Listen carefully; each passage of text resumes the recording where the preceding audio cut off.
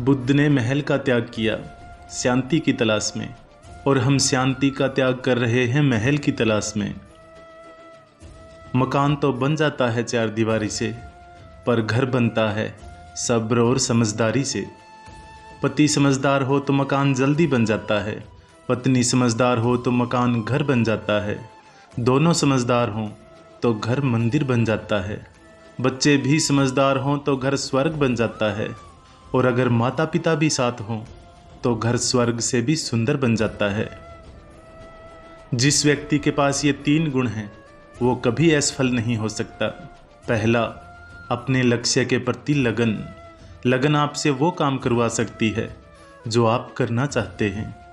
दूसरा, साहस। साहस आपसे वो काम करवा सकता है जो आप कभी नहीं कर सकते। तीसरा है अनुभव। अनुभव आपको ये बताएगा कि आपको करना क्या है।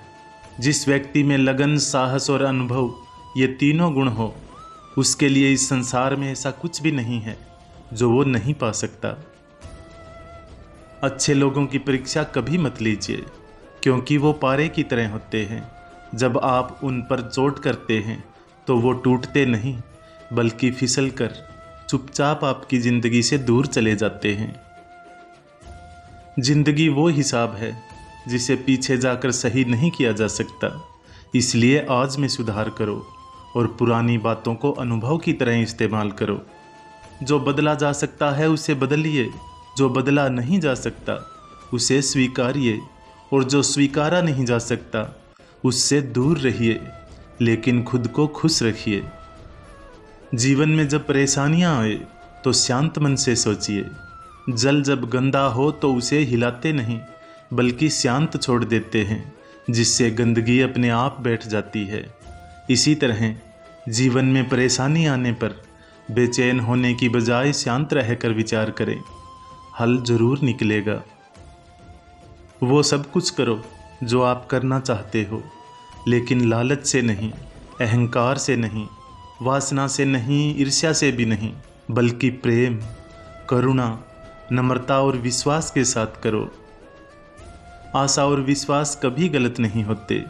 ये तो हम पर निर्भर करता है कि हमने किससे आशा की और किस पर विश्वास किया।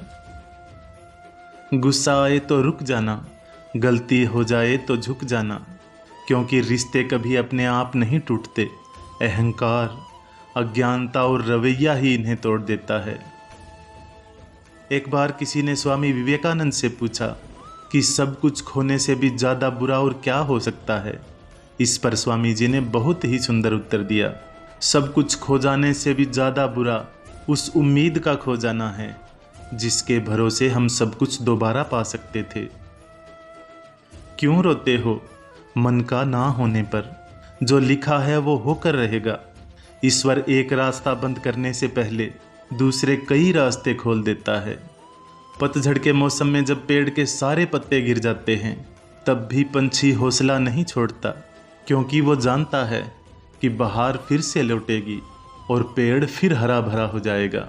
जब एक नन्हा सा पंछी हौसला नहीं हारता, तो भला हमें क्यों हारना चाहिए?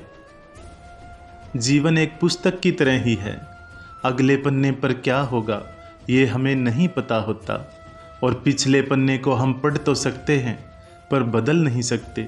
इसलिए ज़िंदगी चाहे एक दिन की हो या 4 दिन की, इसे ऐसे जियो जैसे कि ज़िंदगी तुम्हें नहीं, तुम ज़िंदगी को मिले हो।